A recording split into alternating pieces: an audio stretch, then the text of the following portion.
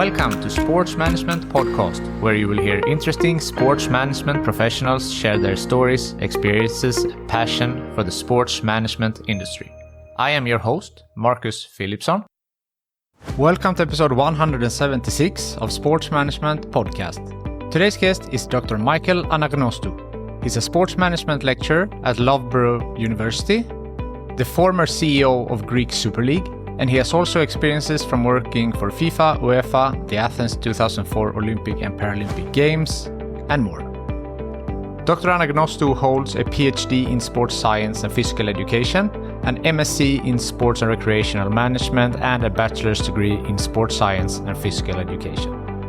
We spoke about how he got into the football industry, leveraging theoretical skills in the workplace, sustainability in sport, working with football in Greece and UK, his best advice for young people with aspirations to work in football, and much more. Dr. Michael Anagnostou, welcome to Sports Management Podcast. Hi, Marcus. Thank you for the invitation. It is an honor and joy to be with you today. The honor is all mine. So you are a sports management lecturer and the former CEO of Super League, and you have worked for FIFA, UEFA, Athens 2004 Olympics, and many, many other very interesting things that we will all cover in this episode. But if we start out with what are you doing nowadays? Well, at the moment, my current job is I'm a university lecturer in sports management and quantitative research officially, but I also do qualitative research for Loughborough University. I don't know if your audience is aware, but Loughborough University is one of the top sports universities in the world. Actually, in the last 6-7 years, it is at the top in all global rankings in sports sciences, including sports management. Now, this doesn't mean anything, of course. This doesn't mean that other universities are not good or that you have definitely to study in the best sports university. I know people, and I can assure you about this, friends of mine, students of mine in the past that have studied in very small universities and they had a great career after that. And I can give you examples about that. But coming back to my case, yes, right now I'm a university teacher, but I have a consulting company where I teach, I organize seminars, I consult organizations, federations, associations, clubs, leagues, mainly around football, because that's my area. So this is what I do now. I teach and I consult and I educate, but if you agree, I could take my journey from the beginning because that's what I believe it is the interest of your audience. So I was born and raised in Greece, and more specifically in Thessaloniki city. Thessaloniki is the second city after Athens in Greece, 1.5 million people. It's a port at the north of Greece and a very beautiful city, and a city that loves sports, football, basketball, and music. So maybe it's not accidental that most of the most successful singers and stars, music stars in Greece come from Thessaloniki and from northern Greece. And also very good players, football players come from there. So traditionally, like most of us, I used to play with my friends in the school, and then someone picked me to play for an academy. Aris Thessaloniki is my hometown club. My favorite club. So I started playing for Aris Thessaloniki when I was 10 years old.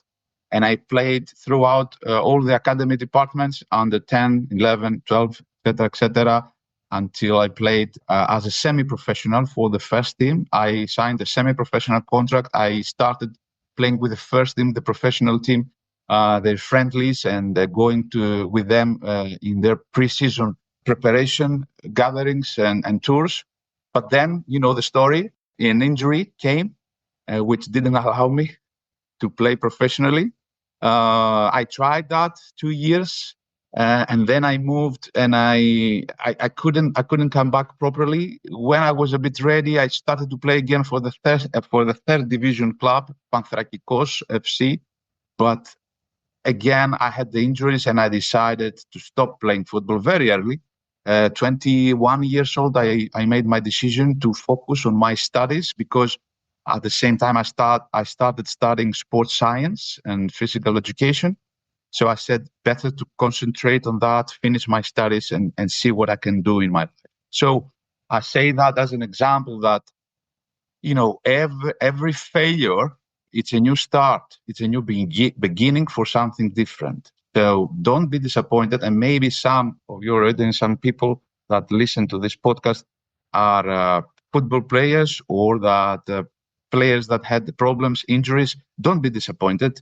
That's when life starts. You have to get the positives and move on in your life. So after my short, let's say, semi-professional football career, I have to say that I was playing for the national team of Greece under 16, under 18. I was playing for the regional team of Macedonia in Greece, and I was a champion twice, one with Aris under 21 and one with the regional team of Macedonia, northern Greece. And that's how actually I got some bonus to get in the university. I was a good student at school. I was a good pupil. I was reading. But the truth is that after 15, 16-year-old, when the trainings were so much, when I started training with a professional team, at the same time going and train with the national team, the regional team, I didn't have much time to study. So I was coming back knackered, from the trainings. It was 9 o'clock in the night, 10 o'clock in the night, and I had to read, I had to study until 1 or 2. So I did that for a couple of years, but after a while, it was impossible. So I could see myself getting weaker in school. I didn't like it, but I tried. And then, maybe that's the reason why I preferred, and I admit that, I prefer the easy solution. The easy solution for me, it was to get the bonus and get in the sports science university. Now, if I would go back, it's not that I didn't like sports science, but it wasn't my type. I could never imagine myself being a performance analyst or a coach or a trainer in the school. I always liked, communication, management, business, that kind of stuff. But I was a bit lazy, I had to say, and I prefer the easy solution to get the bonus and get in the sports science university with no effort, actually, with not much effort, actually. And then when I realized that, well, I know that this is not what I want to do in my life, I try to look around what else. And then I realized that the city, the town that I was studying at, it is called Komotini. It's at the northeast of Greece. It was the best sports science university in Greece, but there were many people there, many lecturers that studied in US sports management. And they were the first people in Greece at that time, 1991, that went abroad and studied sports management. And I became friends with them. I started to help them to establish sports management as a proper module in the school. And I did the research for them. And these are the people who told me, Michael, you like marketing, you like management. Why don't you go and have a master's in sports management? You have to do this. And I thought about this. I discussed this with my parents. I have to say that my father used to own a furniture business, and I worked in his furniture business for a while. But it was something else that I didn't like it. I mean, I liked business, but I was attracted by sports. Sports management. All this obsession for football, especially. So I discussed this with my parents, who helped me a lot. They financed me. They gave me the money to go and study in England, in Sheffield University, and I did my master's. Now, the truth is that when I went there, and, maybe people, don't know what they want to do in their lives, but I can assure you, nobody knows. Very few people know what they want to do in your life. So don't worry about this. Even now, people don't know what they want to do. Even now, sometimes I wonder if I did the right things. But when I went to England, I went to England after I finished my military service. In Greece, you have to serve your military service. At my time, it was 18 months. Now it is something like 9 or 12. So after I finished my military service, I finished the university, I finished my military service, and then I went to England to do my master's. Now, when I went there, I was thinking, all right, I'm going to do a sports management degree, a master's. I'm going to get some business knowledge. And if I don't work in sports, I could use this knowledge to work in my father's business. That's the handy way. That's the amateur way I was thinking about my career. But when I came to England, because now I'm in England, but when I came to England, I realized that, well, sports management really exists. It's not what we think in Greece. I could see the stadiums, the all-seater stadiums, all covered stadiums, all this beautiful image of English football stadiums, the marketing surrounding the projects, merchandising stores, promotion activities, social responsibility activities in the community. I saw all these things. I said, wow, this is what I want to do in my life. And that's where I belong. And my dream since there was to go back to Greece and change the fate of Greek football.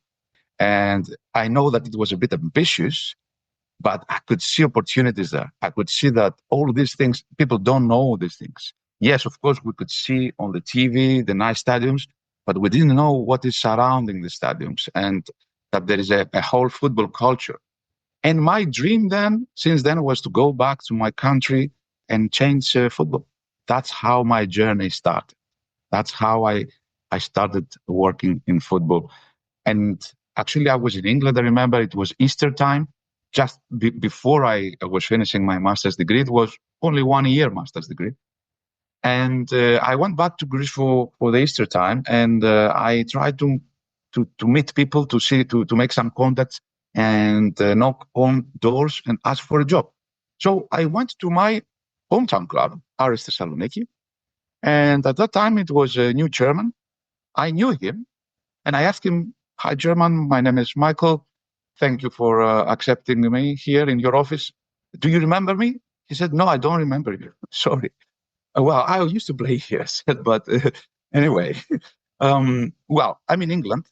I'm doing this and this. I study sports management. If you need anything, any help, like if you want me to meet any agent or any player, or to do anything for you, to send you marketing materials, I will be there for you."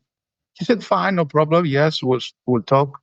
And then I went back to England and I started knocking on the doors again. I sent letters, job application to all Premier League football clubs.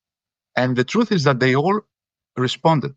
They all sent me a response back. It was amazing. 20 out of 20 clubs, they sent back a response, which was, in Greece, it would never happen. But they all said, sorry, the classical, response, "Thank you for your interest, but at the moment, we don't want someone like you right now."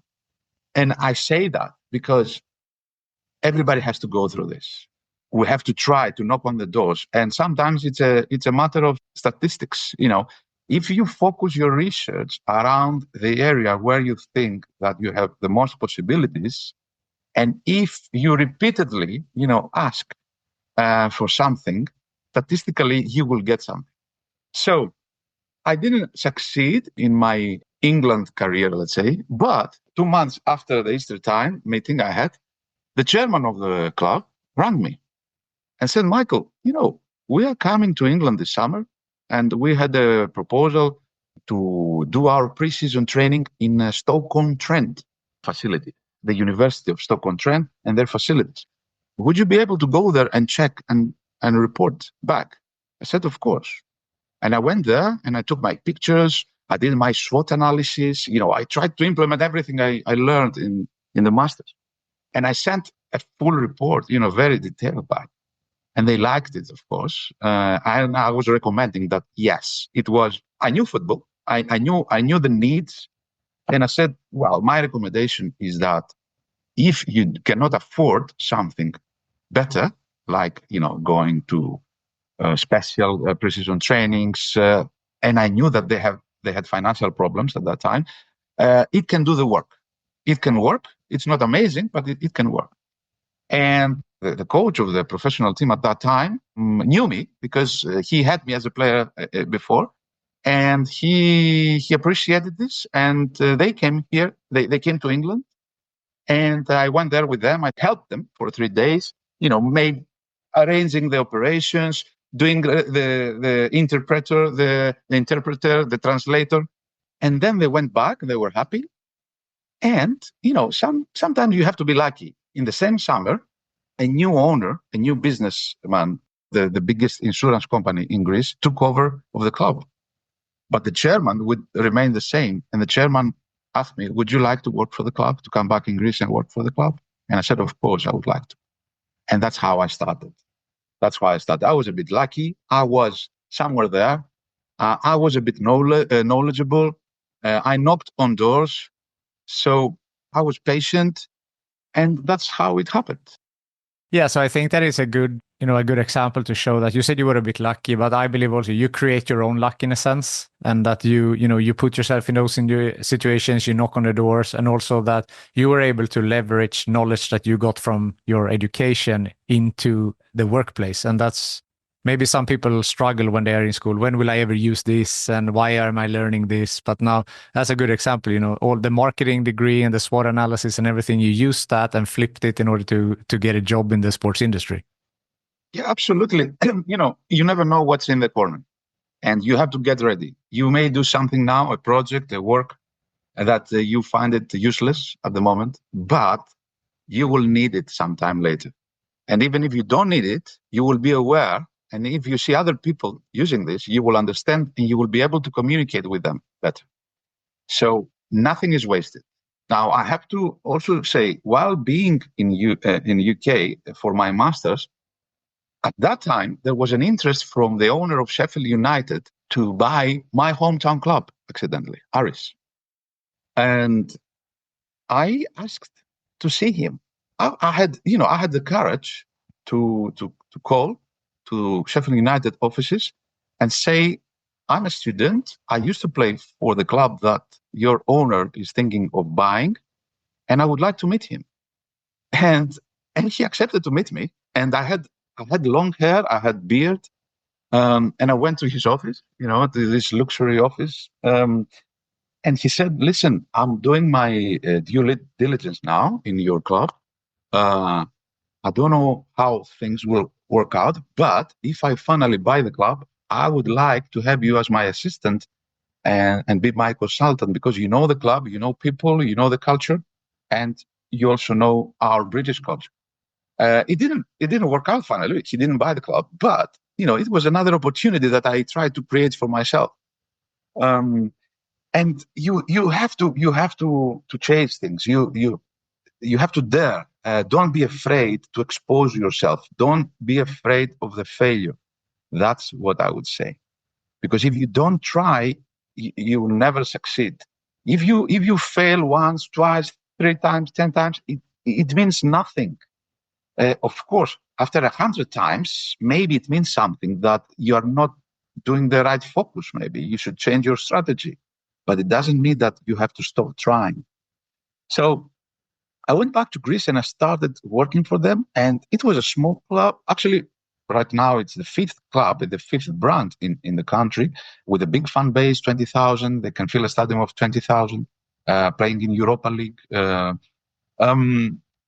And actually, it's my favorite club. I love this club. But they were not organized. There were just 4 or 5 people working at the offices, the administration side. They didn't have a merchandising store, for example.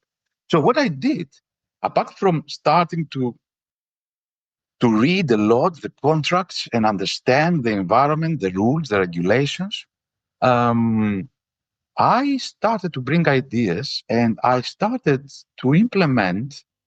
It's a bit funny, but while doing my master's in Sheffield, in the marketing module, we had to produce a marketing plan for a sports organization, and I chose to implement to do a marketing plan for my hometown club, Aris, because I knew the environment, I knew their needs. I did my SWOT analysis again, and other kinds of analysis. So I took this plan and I tried to implement it within the club. And you know what? It worked. It worked. For example, we set up the first ever merchandising store for the club. And I knew about merchandising because I did my master thesis in merchandising of Sheffield Wednesday. We renovated the club. Now the new owner had money to invest, and he just wanted proposals. So we redeveloped the stadium. We started local community activities and strategic partnerships. We started to build a sponsorship platform, creating vehicles to promote the advertised companies. We started to get organized. So I started, to implement the plan that I was doing in my master's degree. And that was a very romantic, period of my life. I started to implement what I learned and make my dream come true. And through this, working 3 years, and actually my official title was marketing manager, but I was doing a bit of everything because the club was not organized. I was the assistant of the technical director. I was the match operations director. I was the marketing director. And then after a while, we started to get organized. Things were better. But this, for example, at that time, the ticketing was not electronic.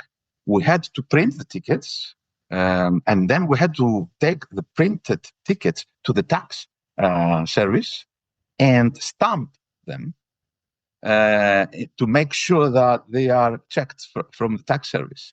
So I used to do this on behalf of the club. But at the same time, I could represent the club in an interview like that for the local TV. It was so fun, and through this involvement, I started to meet people from the Greek Football Association and the Greek League. And when we started playing for UEFA, with people from UEFA as well. So a friend I still have at the moment is Frédéric Thierry. He's the director. Actually, he's the deputy director of member associations for UEFA. Now, at that time, Thierry, a very important person in UEFA, was the match operations director, something like me in my hometown club for Servette Football Club in Switzerland. And we played together and we organized the match together. And since then, we became friends. And after a few years, the guy, moved to UEFA and I moved to the Greek League and we were working on other things. So you will realize that it is very difficult to get involved in sports and to work for sport, to get into. But since you get into, then it's a closed cycle. Then it's difficult to get out of it. And people will trust you. And there were always people that Now, so through this involvement I had in the first 3 years for my hometown club, I learned a lot on the job. I learned the rules. And actually, it was not easy because the director, nothing was electronic at that time. We couldn't have access to the rules through internet. The rules was a hard copy booklet, hidden and locked in the drawer of the general director. And you know what? I will say that he didn't allow me to read the rules. He didn't allow me to ask from the Greek FA to send me the rules, a hard copy. So I had to wait for him to leave the office 5 o'clock in the afternoon. And then I was unlocking his drawer to read the rules, to understand the rules. I was doing a piracy in order to learn things. Why didn't he let you? Because he was insecure. He was afraid that if I learn the rules, then I can replace him. Now, it was a difficult period. It was, a challenging period. I had to fight for my place there. Because, yes, I knew the new things. I knew the modern marketing. But if I also knew the rules was always something secret, for football people. People who knew the rules well were very privileged. People who had the patience to read the rules and understand the rules were very privileged. There still are. and you cannot engage a lawyer, to work full time for a club. So you have to be some kind, of a lawyer, some kind of an accountant, plus a competitions director. So, that's the fight that I had to give. And it was a very productive period. But after that, I had to move on. After 3 years, the owner gave up. He didn't like the area of football actually much. It wasn't good for his reputation, because when the team was not doing well, the fans were against him, and he didn't like that.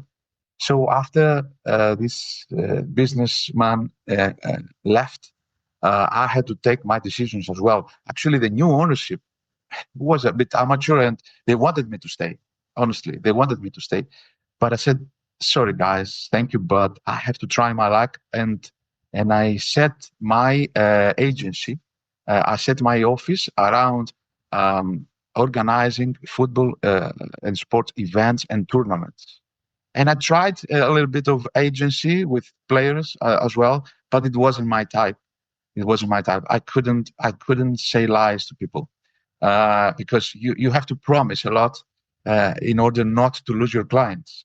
And I couldn't do that. I couldn't say lies to parents, so I decided that this is not the job for me.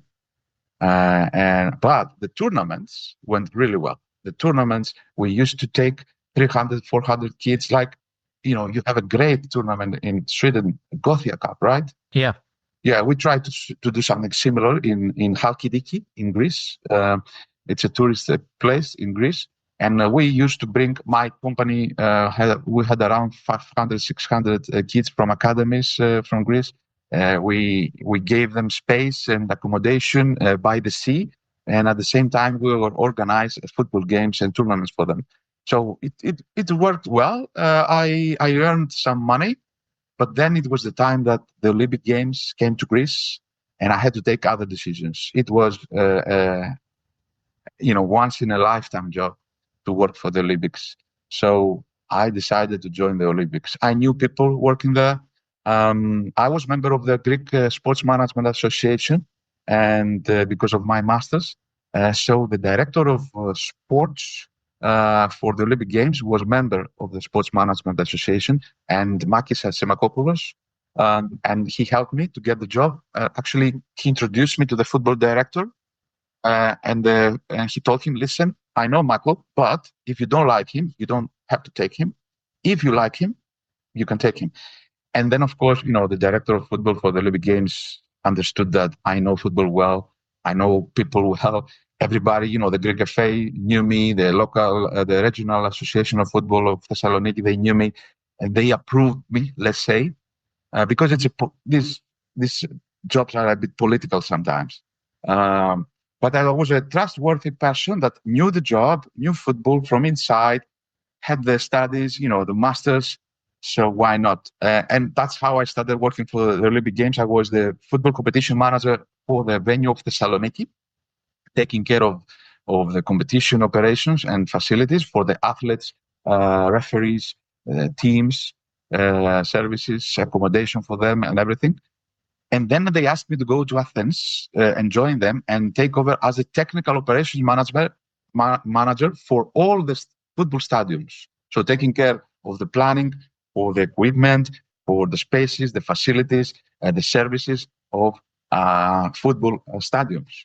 And I did that for 2 years. I moved to Athens, but at the same time, I was keeping my role as the venue manager, let's say, of the Thessaloniki venue. So in the last 6 months, I went back to the Thessaloniki to run the games there. So 2.5 years working for the Olympic Games, amazing experience, amazing project. I would recommend this to people, guys. Join, go if you have the time. If you don't have obligations like family to keep you at home, go and work for big events, because in these big events you will see many programs running at the same time, like security, media, accreditation, even clean and waste. People, experts from different areas sit at the same table to organize something. And this is amazing. It's not just football. It's a lot of things. Yeah. And a lot of volunteer opportunities at these events also. Well, yes. being a volunteer is a start to getting involved with something. I am a volunteer even now. I'm 51 years old, and I'm a volunteer for the English FA women's games. I go there, and I'm the team liaison officer on behalf of the away teams. But I am, recruited by the English FA because I want to be somewhere there. You never know when they will need me for a professional opportunity, for the paid opportunity. So you have to be there, even on a voluntary basis, whatever you have done in your life. And nice to hear about Makis Asimakopoulos. He was actually the very first guest on this podcast, and I went to school with his son and know him well. So very, very good guy, and nice family in general. Yeah. Really, Makis is superb. Makis is superb. And, Makis was, the man who developed the Athens marathon in a big project. He took the Athens marathon from a small event, and he converted this, in 20 years in something, in a big, in a major, let's say, global event. After the Olympics, that's what he did. Yeah, so that I could say a few things about my experience in the Olympic Games. Yes, please. Like, in the Olympic Games, for, let's say, 6 years before the game, they started planning. They started planning vertically. So every sector, let's say competitions, athletes, media, broadcasting, security, every sector was planning vertically. What are their needs in terms of spaces, equipment, people, and activities? They had to write everything down, every sport, every sector. Now, in the last 2 years, there was a process which was called venuization, which that all the sectors now, let's go to our venues. So if we are talking about, let's say, the tennis venue, so all the sectors would have to sit in the same table and start working together. For example, the journalists, the media, wanted access from a specific point of the stadium. But let's say me as the competition manager, my athletes would have access right beside the journalists, which, teams don't like it very much. They don't like to be exposed, just before they come. Yes, in the mixed zone, but they don't find it ideal. I just say an example, right? So we had to work together with the media manager and find a solution which works properly for both of us. Because you cannot put the journalists, to access the stadium from far and then, walk through the pitch and go to their seats. So we had to find solutions together. Security wanted some things to be implemented, but the sponsorship or the marketing didn't like this, for security reasons that the sponsors would be hidden. Things like that. You had to plan together, and that was another amazing experience. The games did really well. Everybody was happy. While working for the Olympic Games, I started my PhD, actually, working. It took me 6 years in total to do this. But because I was doing this part-time, let's say, while working. It took me 6 years, but yes, I have to say that in my free time, I was working on my PhD. Through my experience in the Olympic Games, I met people from FIFA and who appreciated my job. When they joined my venue, Thessaloniki, they find it they said, everything is so quiet here. It was quiet because, we recruited the right people, experts from the town, people who have better experience than me sometimes, having organized European championships of volleyball or basketball or other sports. So I was in a dilemma. I had to recruit around 100 people from my venue. Should I take young, unexperienced? Should I take experienced people? So I decided to make a mix. Now, the good thing with the unexperienced young people, they would be willing to do everything. They would obey, they wouldn't argue, they wouldn't disagree with you. But they didn't have the experience. But you need young people. You need someone to do the work at the beginning. And a new perspective maybe they can bring. And a new perspective, yeah, a different view of things. Now, the experienced people, they had an opinion. They have an opinion about everything. They don't like everything. Sometimes, they feel that they are making a favor to you, but you need their experience. So I decided to make a mix and put, in the key positions, experienced people, and then in positions that it needs hard work, more experienced people. Less experienced people, younger ones.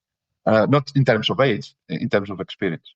So it was a great mix. It worked well. And then FIFA appreciated that, and they asked me to go and work for their events, for their World Cups. And that's how I started working for FIFA World Cups. Because we have to say that during the Olympic Games, the international federations are the ones that command, let's say, the competition side. It's not the Olympic Committee. So we had, let's say, in terms of competitions, and especially services for athletes, to obey whatever FIFA was saying. And then FIFA asked me to go and work for them, and I started working in FIFA Youth World Cups. I worked on a part-time basis. Actually, you go there for a couple of months and help them to organize the games as a general director. So I was the general coordinator. That was the title. I'm the general coordinator for Korea 2007 under 17 World Cup, Nigeria 2009 under 17 World Cup, Mexico 2011 under 17 FIFA World Cup, and Turkey 2013 under 20 FIFA World Cup. I was the general coordinator for a specific venue in these events. Another amazing experience, traveling, meeting new people, organizing things. The challenge there was to organize an event in a very short period with people that you didn't know before, people from the local organizing committee and people from FIFA that comes from different corners of the planet. It was very useful. Now, after the Olympic Games, and that's why I say you have to be somewhere there, and you never know what's in the corner. My boss in the Olympic Games, the football director, became the CEO of a newly established football league in Greece, the Greek Super League. So the first person that he asked to join was me after he joined. So I became the competitions director for the Greek Football League after the Olympic Games. And it was like building a league from scratch, organize everything, new rules. I remember I was keeping the red and yellow cards of the league in my laptop for the first 6 months. I was so afraid that something may go wrong because we're not organized. This league started, in a night, and we had to make it run, to make it work. But at the same time, we were planning the future.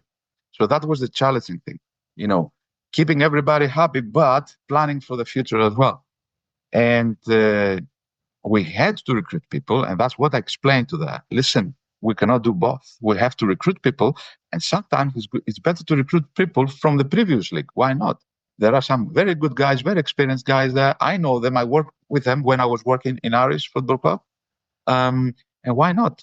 So we recruited people and we started building the new league, but in new foundations, let's say. So we took people from the Olympic Games, people who worked in the Olympic Games and had these experiences. And we tried to implement whatever we saw in the Olympic Games and FIFA World Cups in the new league. We created a new delegates department, for example. We created new procedures, new policies.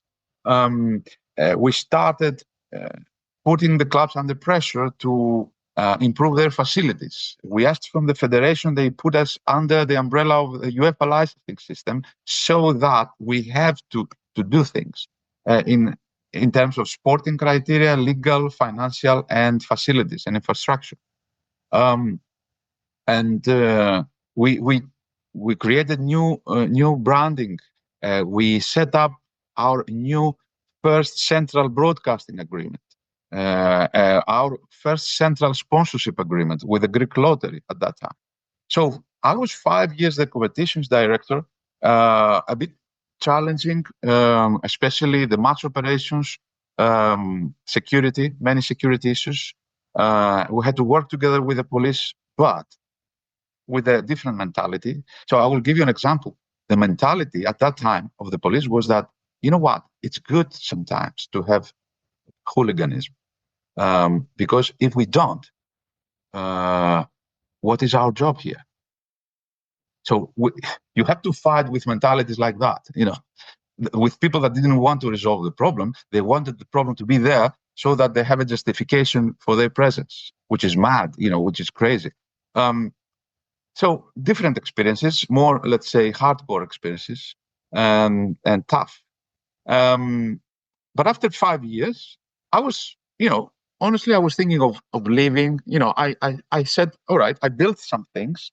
I don't think that it can go any further. But then the CEO left and the CEO position was open. And I applied and I asked for the job and I got the job. So, and that was, I couldn't believe this, because a few years ago, I was in Sheffield University, and dreaming, of how I can change the fate of football in my country. And it looked like a very long, vision. And now I would have the opportunity to do this. And it was a very productive period, too much politics involved.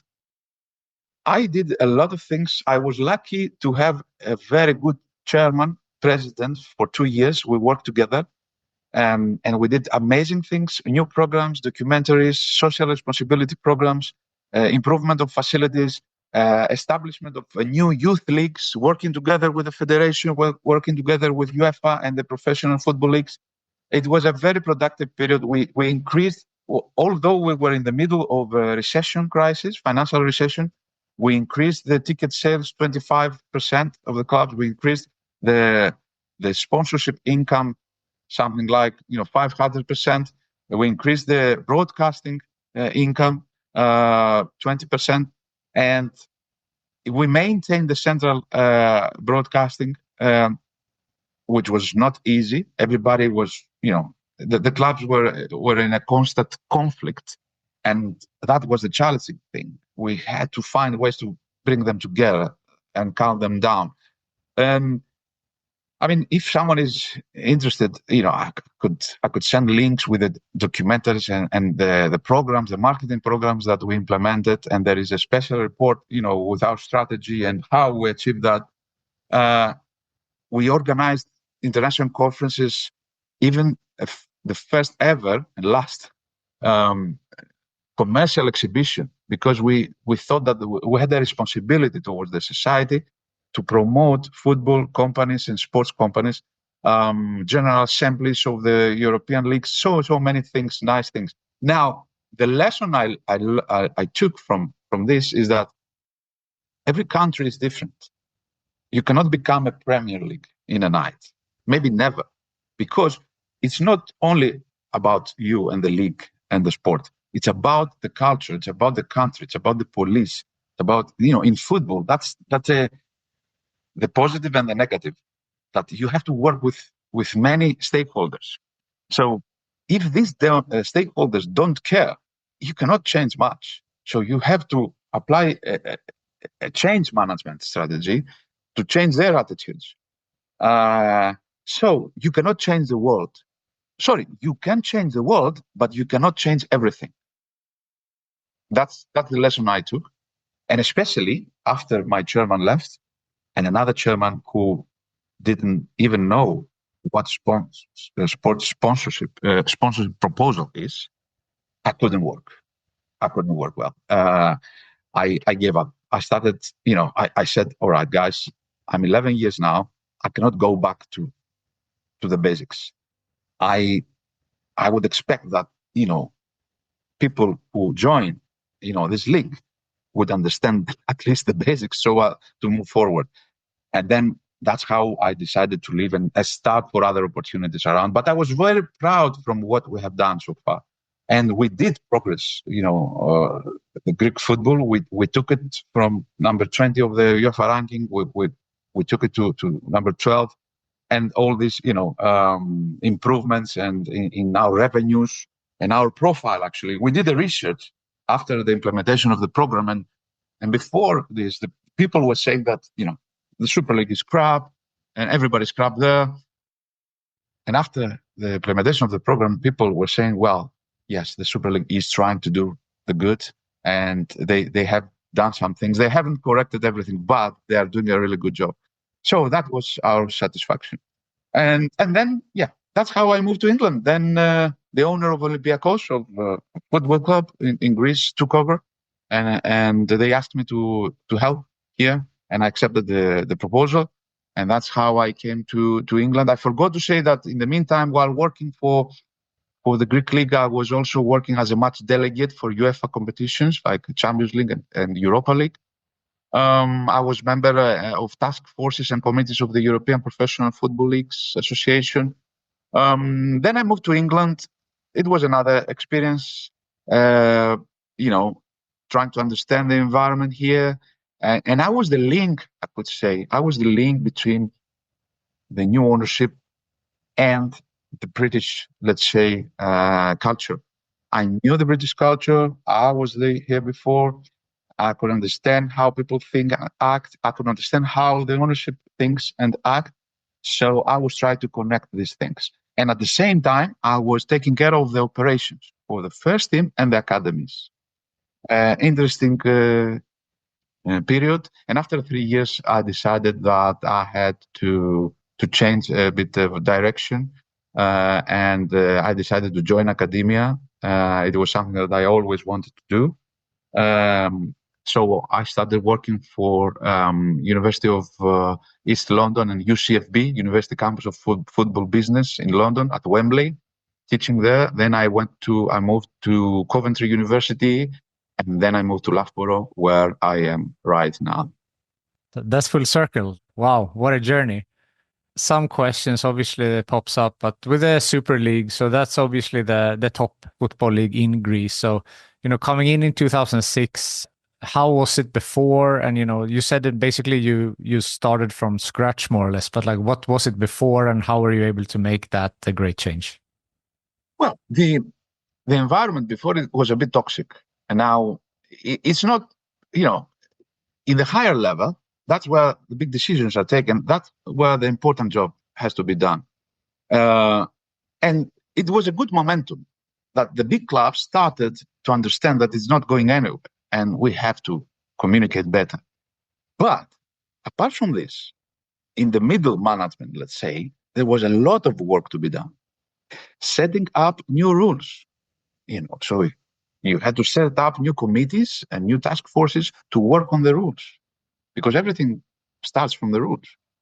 And then setting up new standards in terms of facilities, infrastructure, bringing new people, like clean people, clear people, educated, to give guidance to the clubs, quality. So we had to bring a bit more quality, and we did that, and it was obvious. The delegates, for example, before, the reputation was not good because there was a reputation that they were just doing the favors of the clubs and they were not reporting the incidents. So this was resulting, not respecting the laws and regulations. And we changed that. We brought people from the market, professionals like lawyers, or doctors, or people who loved football, and they couldn't work on a full-time basis, but they loved football and they understood football, and they were transparent. So transparency is a big concept, very important. Transparency, that's where you have to start from, and integrity. Because I know many Swedish players that have been in the Greek league, and they have also mentioned that, over the years it has gotten better. Before, there was some issues of corruptions and other things that they felt were there early that got better and better. So it also proves that, the great work that you and your team did actually, led to something better. Well, that's the difficult thing in football, is that football is so big that encompass the problems of the global society. You cannot stop corruption. You cannot stop illegal betting. You cannot stop, I wouldn't say, doping is not that developed in football because it's a team sport. And if you don't have a good performance, you can hide behind your teammates. It's not like individual sports. So I wouldn't say that doping is a big problem. But yeah, match fixing, betting, illegal betting, corruption, yes, it is. Now, you cannot change these things, all right? But you can improve the environment so that these people don't need to go to these solutions. So if you improve, let's say, the financial sustainability regulations and the implementation of these regulations, and if the players are getting paid well and on time because of the rules that you set up well, then this player will not fix a match because he doesn't have to pay the electricity for his family. We have to understand sometimes, of course, we don't forgive behaviors like that, but we have to understand that the reasons that players sometimes they are involved in match fixing is not only gambling addiction, is because especially in the lower divisions of the leagues, because they don't get paid, they don't have milk to buy for their kids. So, but if we change the environment, then they don't have to do it. So that's how we'll help. So the Greek football has developed, but there are always problems. I told you again, you cannot put just the football, just something specific in a glass. It is related to the society, to the government, to the culture, to everything. You cannot be a Premier League if people don't respect the rules and regulations like it happens in England. You cannot have a Premier League in Greece where people don't respect the state and the government. There's not a healthy relation, let's say, between the citizens and the governments. So, but you can help, you can develop, you can improve things. Yeah. So then we mentioned that you went to Nottingham Forest, and it was the Greek owners of Olympiacos. So you were a little bit of a liaison or a middleman between the Greek culture and the UK culture. So would you say that there is a big difference in culture and football culture between the countries? It was the beginning, and that's why I think right now, everything is rolling up so nicely. The team is doing well, even in the Premier League, and there is, people need to understand each other. People need to understand each other, what the priorities are, and I'll give you an example. And there is no right or wrong. I'll give you an example in the academies. In the youth teams. Now, I knew very well that in Greece, we like our teams to win, no matter if it is an under 17, under 15, under 13, whatever. We want them to win. We want them to be at the top. In England, the philosophy is different. It's about participation, building through, failures as well. It's not the end of the world, let's say. Now I knew that. So I was trying to explain to both sides that we need to change a little bit, So after that, the director of the academy understood that and put, winning as a priority. No, it's just an example. There are not huge differences, right? And it was not the most important thing. For me, the most important thing is to have smooth operations. Smooth operations like, simple things that would make the life of players easier, like the facilities, the accommodation, the services, the support, and that people were there to understand them, but also to remind them their obligations. Development of things, development in the operations, in the facilities. So that was my role, to help the operations keep on running and develop. Interesting. And now you're a lecturer at the Loughborough University, and we were together on a panel a while back, and then we were discussing environmental sustainability in sports, and you have co-authored some papers on that. So How did your interest for sustainability in sports start? Well, first of all, let's be honest. It's a trend, right? And as a scientist, I'm always interested in what happens in the world. And I realized that, the carbon emissions are so much that they are harming now. We all know that. And I try to see, I remember from my times in the league that we had a social responsibility towards the people. And we had not only, to provide football entertainment, but we had to be a platform of knowledge and education. So I have interest around technology. I have interest about environmental sustainability, and I realized that through research and through reading that football can play a dual role. The emissions from football activities are not huge, right, in comparison to other sectors, to other industries. It's about transportation maybe of players and funds. And also, emissions from the stadium operation. But this small, let's say, contribution, if we contribute something and we promote it, it has a multiplication effect in the society because people love football and football is so popular that it can influence the mentality, influence the culture of people around environmental sustainability. That's the important role that football can play. And that's how I started to dig around this issue. And actually, soon I have another lecture apart from the one that we met together, online lecture to the Saudi Arabian sports executives online. Loughborough is working together with institutions from Saudi Arabia, and we have an online lecture on 29th of October on environmental sustainability. I'm going to be the key speaker, but I wouldn't consider myself as an expert. We the university teachers, after some time, we have the flexibility and the ability to take things and combine things and learn about and understand what is important to present. And I wouldn't consider myself as an expert, but you become some kind of expert through study and through research. So yeah, that was my involvement. And there are many programs that can be implemented. And there are many teams that implement programs right now and clubs around the world with great results. And they can be, a best practice example. Forest Green, for example, have based their identity on this.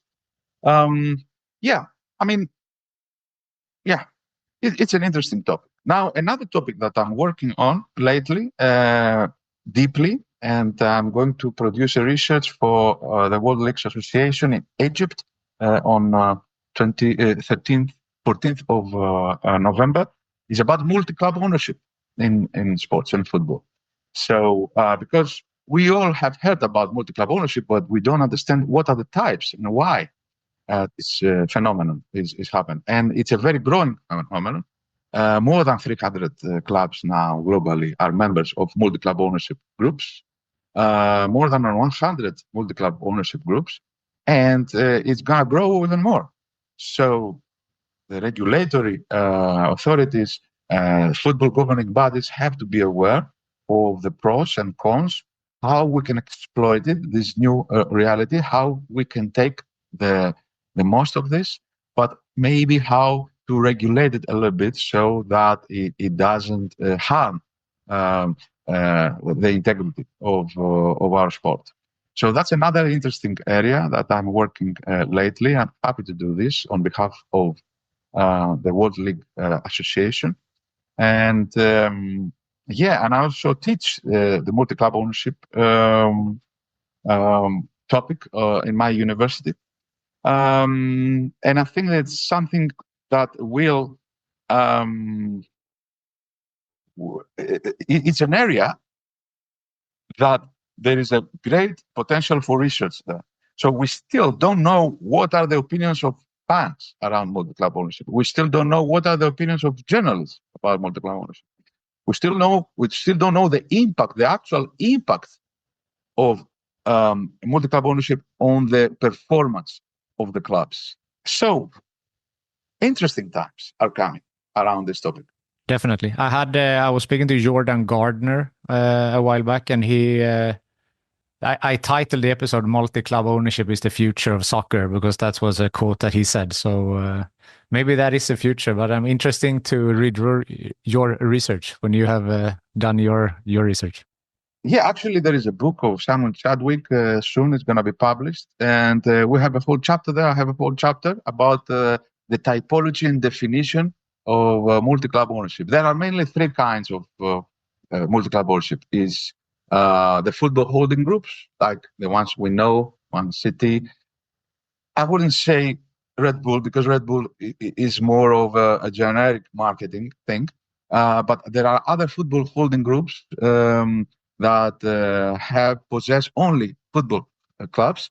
There is the private equity form of multi-club ownership. So with minorities or majorities investments on football clubs, multiple investments. And there's the sovereign funds. Sovereign funds are involved in multi-club ownership. So these are the three main types. But the most interesting thing is the combination of this.